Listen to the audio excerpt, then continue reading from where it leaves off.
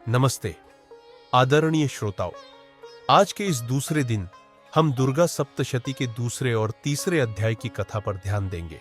यह वही प्रसंग है जहां देवताओं की प्रार्थना सुनकर मां दुर्गा का अद्भुत प्राकट्य होता है और महिषासुर के रूप में आसुरी शक्ति का भीषण अंत होता है। इस कथा में मां की महिमा अपनी पूर्ण तेजस्विता के साथ प्रकट होती है, जो हमारे लिए प्रेरणा और भक्ति दोनों का स्रोत है। जब महिषासुर के अत्याचारों से त्रस्त होकर देवता अत्यंत विवश हो गए, तब वे जगत के पालनकर्ता विष्णु और संहारकर्ता शंकर के पास गए। वहां ब्रह्मा सहित समस्त देवताओं ने प्रार्थना की कि अब केवल आद्या शक्ति ही महिषासुर के अत्याचार से मुक्ति दिला सकती है। विष्णु और शंकर ने उनके करुण निवेदन को सुनकर अपना अपना तेज प्रकट किया और सारे देवताओं का तेज भी एक ही बिंदु पर केंद्रित होने लगा।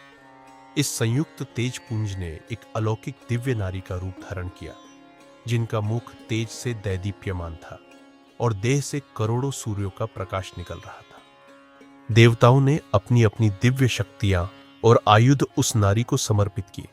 शंकर ने अपना त्रिशूल दिया, विष्णु ने अपना चक्र, वरुण ने शंख, अग्नि ने शक्ति, वायु ने धनुष बाण, इंद्र ने वज्र और ऐरावत से उतारे हुए रत्नमय घंट, हिमालय ने सिंह प्रदान किया, जिस पर मां आरूढ़ हुई। इस प्रकार देवी दुर्गा का दिव्य स्वरूप प्रकट हुआ, जो सौम्य भी था और साथ साथ महाविनाशकारी भी। यह सब देखकर देवता हर्षित हो उठे और आसुरी सेना भयभीत होकर कांपने लगी। दूसरा अध्याय बताता है कि महिषासुर ने जब देवी के प्राकट्य का समाचार सुना, तो उसे विश्वास नहीं हुआ कि कोई अकेली स्त्री इतनी शक्तिशाली हो सकती है। उसने अपनी विशाल सेना भेजी, जिसका नेतृत्व अनेक असुर सेनापति कर रहे थे। मां दुर्गा ने अपने सिंह की गर्जना के साथ युद्ध का आरंभ किया। देवताओं के आयुधों से सुसज्जित यह दिव्य शक्ति जब रणभूमि में उतरी, तो आसुरी योद्धा बुरी तरह त्रस्त हो गए। युद्ध की भीषण गर्जनाओं के मध्य मां की मुस्कान और उनका सौंदर्य एक साथ दिखाई दे रहे थे। ऐसा लगता था मानो स्वयं प्रकृति उनका उत्सव मना रही हो। देवी की वाणी में तेज था, किंतु हृदय में करुणा भी। उन्हें मालूम था कि महिषासुर की आसुरी शक्ति को रोकना ही इस धरती पर संतुलन लाने का एकमात्र उपाय है। दैत्यों के निरंतर आक्रमणों का मां ने अप्रतिहत होकर सामना किया और कई भयंकर असुर मां के बाणों, त्रिशूल तथा अन्य आयुधों से विदीर्ण हो गए। देवता आकाश से फूल बरसाते हुए स्तुति करने लगे। इसी प्रसंग में दूसरा अध्याय अंत की ओर बढ़ता है, जहां असुर सेना पराजित होकर भागने लगती है, पर महिषासुर अब भी अपने मुख्य दुर्ग में सुरक्षित था। वह स्वयं देवी से दो चार होने को तत्पर हो उठा। तीसरे अध्याय में महिषासुर का मायावी स्वरूप सामने आता है, जहां वह कभी भैंसे का रूप धरता, कभी मनुष्य, कभी शेर, कभी हाथी, पर मां दुर्गा हर रूप में उस पर प्रहार करती है। कई बार ऐसा लगता है कि महिषासुर पराजित हो गया, पर वह फिर किसी नए रूप में प्रकट हो जाता है।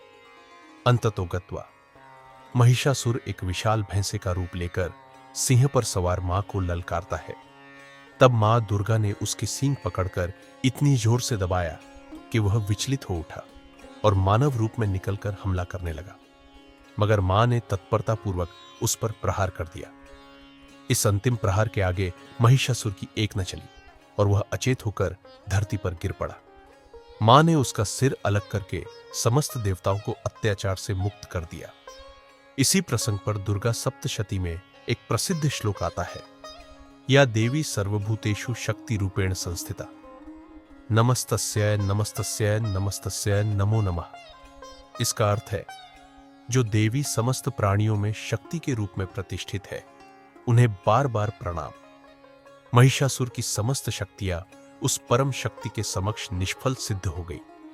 देवगण हर्षोल्लास में झूम उठे और मां दुर्गा की जय जयकार करने लगे।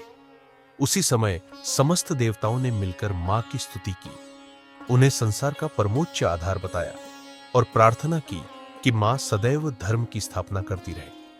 तीसरे अध्याय के अंत में मां दुर्गा ने देवताओं को वरदान दिया कि जब जब धरती पर अधर्म बढ़ेगा, तब तब वे अलग अलग रूपों में प्रकट होकर धर्म की रक्षा करेंगी। यह सुनकर देवता नतमस्तक हुए और संसार में फिर से शांति का संचार हुआ। महिषासुर से मुक्ति पाकर तीनों लोग सुखी हो गए और वैदिक ऋचाओं में देवी की महिमा का गान होने लगा। दूसरे और तीसरे अध्याय की यह कथा हमें सिखाती है कि अहंकार, अत्याचार और अधर्म कितना भी प्रबल हो, परमात्मा शक्ति के आगे कुछ भी टिक नहीं सकता। मां दुर्गा न केवल महाविनाश की अधिष्ठात्री है, बल्कि वे नवसृजन और कल्याण की भी प्रतीक है। महिषासुर को बार बार अवसर मिला कि वह अपने दुष्ट स्वभाव को छोड़े, किंतु वह अपनी मायाचारी और अहंकार से विमुख न हुआ। अंततः उसे मां के दिव्य पराक्रम के समक्ष पराजित होना पड़ा। अब मैं एक संक्षिप्त प्रार्थना मां के चरणों में समर्पित करता हूं। हे मां दुर्गा, आपने महिषासुर के अहंकार और अन्याय का अंत करके देवताओं को अभय दान दिया। मैं आपको बार बार प्रणाम करता हूं।